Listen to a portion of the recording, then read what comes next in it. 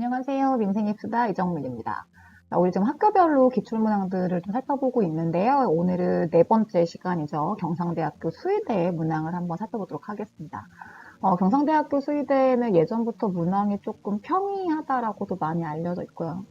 그리고 사실 한 2년 전까지만 하더라도 네, 문항이 조금 많이 평이하다 보니까 변별력이 조금 없지 않나 싶을 정도로 쉽게 나왔던 학교였었기 때문에 서류에 자신 있는 학생들, 토익이 만점이라거나 뭐 GPA 거의 만점 가까이 나온다. 이런 학생들이 보통 시도를 많이 했던 학교였었는데 그게 아마 문제로 지적이 된 것 같아요. 그래서 한 2년 전쯤부터는 경상대학교 수의대가 난이도가 조금 올라갔고요. 또 변별력을 낼 수 있는 문항들도 출제가 되고 있기 때문에 지필 시험에 자신 있는 학생들이 시도해 볼 수 있는 학교입니다. 아시다시피 수의학과 같은 경우에는 워낙에 학교별로 특이성이 높기 때문에 본인이 지원하고자 하는 학교에 맞춰서 또는 내가 가지고 있는 조건에 맞춰서 준비하는 게 중요하다고 볼 수 있겠죠. 그래서 경상대학교는 어떻게 준비하는 게 도움이 될지 한번 살펴보도록 하겠습니다.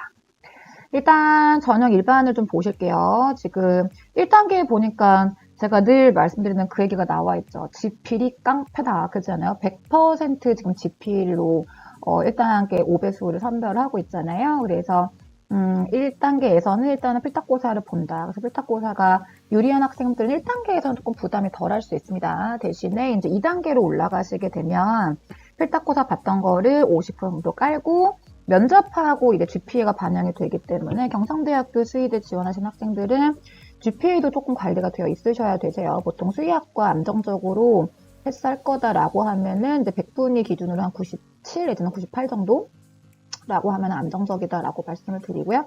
면접 같은 경우에는 사실 근데 수의대 면접은 준비가 조금 되셔야 되는 게 수의학 시사 뭐 이런 거 관련해서 동물들의 어떤 의료 환경과 관련한 시사 문항을 면접에서 물어보는 경우도 있고요. 지성 면접도 물어보기도 하고요. 그래서 면접고사가 지금 두 가지가 언급이 나와 있죠. 학업 수행 능력 보겠다라고 하는 거는 지식 면접 하겠다라는 겁니다. 그래서 관련되어 있는 지식, 생물학 지식을 물어보겠다는 얘기인 거고요. 거기에 이제 품성매 태도를 보겠다라고 하는 게 이제 시사 문제를 묻는다라거나 내지는 면접에 답변하는 학생의 어떤 태도를 좀 보겠다라고 하는 부분이라서 뭐 잘 보이려고 애쓸 건 없겠지만 일단 간결하고 단정한 옷차림과 태도로 답변하시는 게 도움이 될 것이다 라고 언급할 수 있겠고 공인영어 반영이 되는데 이 공인영어가 몇 점이면은 몇 점, 그러니까 보통은 공인영어 반영을 하게 되면 뭐 나름대로 환산표가 있는 경우 이 범위에 있으면 이만큼 점수 준다 이런 식이 돼 있는 거잖아요. 그런데 이제 경상대교 같은 경우에는 공인영어 만점, 공인영어 점수에 대한 배점이 크지 않은데 대신에 토익 점수가 아주 높다라고 하는 경우에는 여기에 따른 가산점을 주는 방식으로 약간 선별을 주겠다라고 하고 있죠. 경상대학교가 재작년도 그 작년도 그렇고 기본으로 합격생들이 뭐 토익 990 만점을 받은 친구들이 주요했다라고 얘기를 하는 걸 보면 이 학교 준비하시는 분들은 일단 토익은 만점을 가지고 간다. 990이 아니면 필탁고사를 통과했다라고 하더라도 가산점에서 밀리기 때문에 불리할 수 있다라고 고려하셔야 될 것 같아요. 경상대학교는 토익 점수는 약간 타협이 없습니다. 선생님 970 도저히 안 돼, 970 안 될까요? 진짜 미안한데 안 될 것 같아요. 제가 970까지 경사를 써가지고 다른 거 다 괜찮아. GPA도 뭐 98까지 나오고 필탁도 굉장히 우수했던 친구인데 토익 점수 970으로 떨어진 케이스 너무 많이 봤습니다. 그래서 경상대학교 수의학과 지원하겠다라고 하면은 990은 가지고 출발한다라고 보시면 좋을 것 같고요. 그래서 이제 전형 요소가 이렇다고 하면 필탁고사 어떻게 나오느냐. 일단 생물학 같은 경우에는 생물시험만 나옵니다. 100%. 25문항 50분. 그래서 예전에는 말씀드렸다시피 여기도 좀 출제 범위를 얘기를 하는데 그냥 일반 생물학도 아니고 대학 교양 수준의 일반 생물학이라고 얘기가 나오잖아요.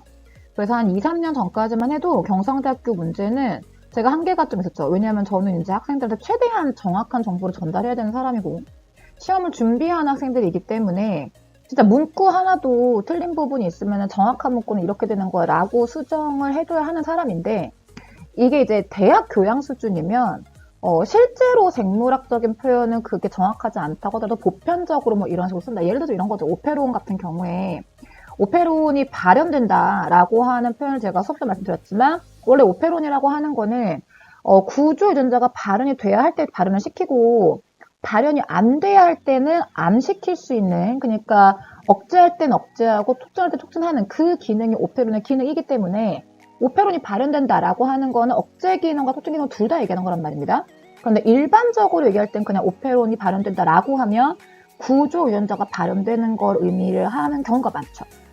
그래서 경상대학교 문제 중에 그런 문항이 많았단 말입니다. 교양 수준으로 낼 거다라고 하다 보니까 이게 사실 생물 공부를 기피한 사람들 사이에서는 논쟁거리가 되는, 그래서 뭐 옳은 걸 골라라 틀린 걸 골라라 라고 하는 문제가 나왔을 때 분명히 이게 틀린 게 맞는데, 그리고 다지선 다 아닌 것 같은데, 그런데 이 문장이 좀 애매라고 하는 경우가 자주 생겼던 문항이 경상대학교 문항입니다.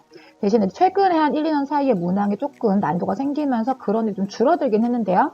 경상대학교 수의대를 준비하시는 분들은 그런 그 표현적인 애매함의 가능성, 그리고 이게 이제 교양 수준으로 낼 거라고 했기 때문에, 이 정도는 약간,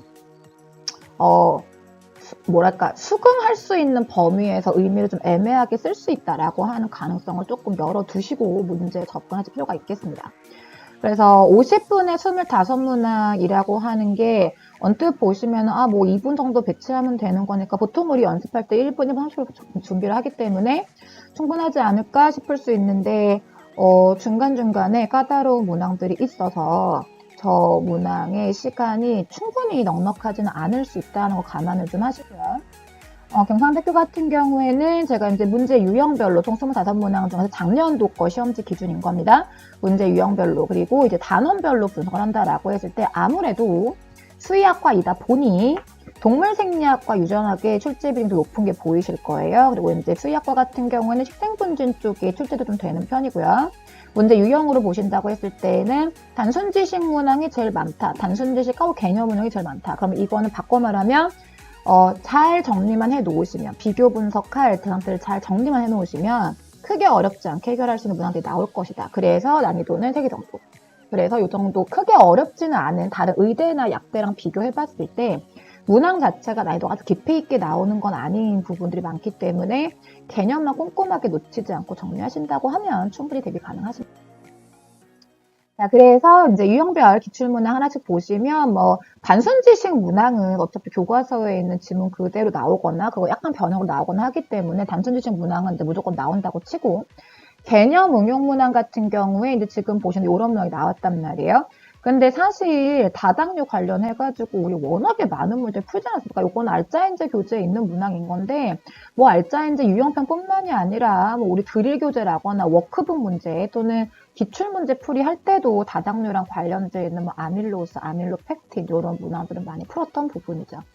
그래서 단순히 지금 제가 제시해드리고 있는 이 예시 문항에만 국한되지는 마시고요. 보시면 아시겠지만 꼼꼼히 개념 정리하고 우리 문제지에서 다뤘던 문항들을 충분히 다뤄보실 수가 있다고 한다면 충분히 대비 가능한 문항 난이도라고 볼 수 있겠습니다. 또 추론 해석 문항이야 라고 했을 때 이제 문제가 사실 바이러스에 대한 가설로 옳지 않은 거 이렇게 나오면 바이러스에 대한 모든 얘기가 다 보기가 될 수가 있어요. 그런데 이제 그 바이러스가 가지고 있는 구조에 대한 설명이 아니라 이 구조를 기반으로 해가지고 뭔가 추론을 할 수 있는 문항이기 때문에 바이러스가 캡시드하고 유전체로 구성이 돼 있다라고 하는 이 사실을 기반으로 해서 이게 어디에서 유래된 건지, 무슨 시스템으로부터 유래한 건지 이런 것들을 물어보는 추론형 문항이기 때문에 추론형은 사실 연습이 좀 충분히 필요합니다. 어느 날 갑자기 될 수 있는 건 아니고요. 그래서 지금 제가 보여드리고 있는 이 문제도 이거는 바이러스에 대한 문제는 아닙니다만 문제만 봤을 때는 박테리아 특성을 묻고 있는 것 같죠. 그런데 이 박테리아 특성을 설명하고 있는 각각의 선지들이 박테리아의 특성을 기반으로 사고를 해야 된다라거나 혹은 추론을 하셔야 되는 증식 속도나 돌연 변효사의 관계라거나 이런 식으로 추론형으로 접근할 수 있는 문항, 우리 수업 중에 풀어봤던 문항이고요. 이런 문항들이 간간히 등장을 하게 되고 우리 유형평 문제나 기출편 문제 풀어보셨으면 아시겠지만 대체적으로 단순지식 문항들 사이사이에 약간 생각을 해볼 수 있는 문항들이 함께 접목되어 있기 때문에 문제만 충실히 풀이하신다라고 하면 개념을 바탕으로 해서 경상대학교 수의대 문항 정도는 충분히 대비 가능하다라고 볼 수 있겠습니다.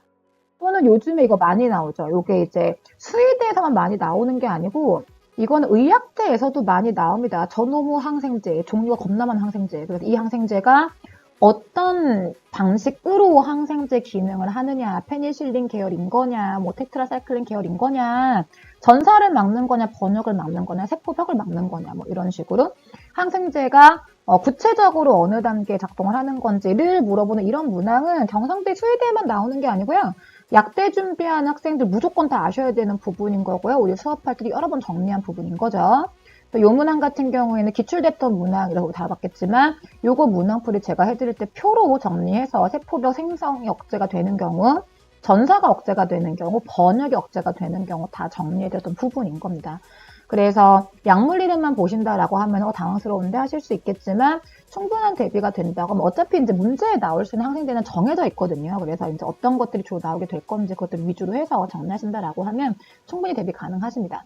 그래서 경상대학교 유형 특징을 얘기해 본다라고 하면 일단 기본적으로 기본 지식 문항하고 개념 응용 문항이 많이 나오기 때문에 핵심이 되는 거는 방대한 분량에 해당하는 지식들을 꼼꼼하게 정리를 한다. 대신에 그들이 공식적으로 제시하고 있는 시험 범위가 캠벨 생명과학 정도도 아니고 교양 수준의 생물을 물어볼 거야 라고 하고 있기 때문에 난이도는 중간 정도 난이도 1수는 있다. 그런데 수의학과인 거니까 동물 생리 관련해가지고는 조금 딥하게 문제가 나올 수 있기 때문에 동물 생리학과 유전학 관련해가지고는 좀 꼼꼼하게 약물도 정리하시고 질병도 정리하셔서 수의학에 대비할 수 있는 문제풀이를 진행하시면 도움이 될 것 같습니다.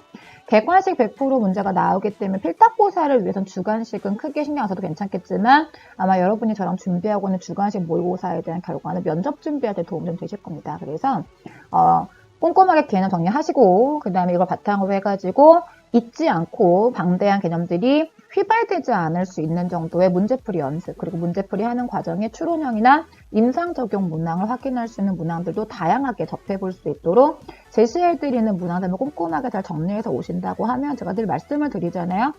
내가 주는 내용 다 정리하고 내가 주는 문제 다 풀면 어디를 가고 싶다고 해도 합격 가능성이 높아지긴 할 건데 이제 문제는 다 풀기가 쉽지는 않을 것이다. 그런데 제가 의도한 대로 그냥 답 쓰고 채점하는 수준이 아니라 왜 맞고 왜 틀린지 체크해서 빈틈 있는 부분 채운다라고 하는 방식으로 여러 차례 문제풀이 했다라고 하면 경상대학교도 충분히 대비할 수 있기 때문에 일단 공부하시는 학생들은 할 수 있다라고 하는 자신감이 필요합니다. 긍정적인 마인드로 접근하셔서 대비할 수 있기를 바라겠습니다.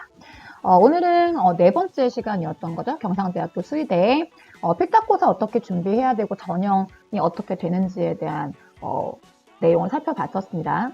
수의학과 같은 경우에 워낙에 학교마다 조금 특성들이 다양하고 까다롭다 보니까 막막해 하시는 경우가 많은데요. 경상대학교는 일단 토익 점수가 좀 우수하다, 내지는 GPA가 좀 우수하다라고 하는 학생들은 충분히 해볼 수 있는 부분이기 때문에 기본 조건들을 바탕으로 해서 필탁고사만 꾸준하게 정리하신다고 하면 충분히 접근할 수 있는 부분이신 겁니다. 네, 인생의 수다 이정민이었습니다.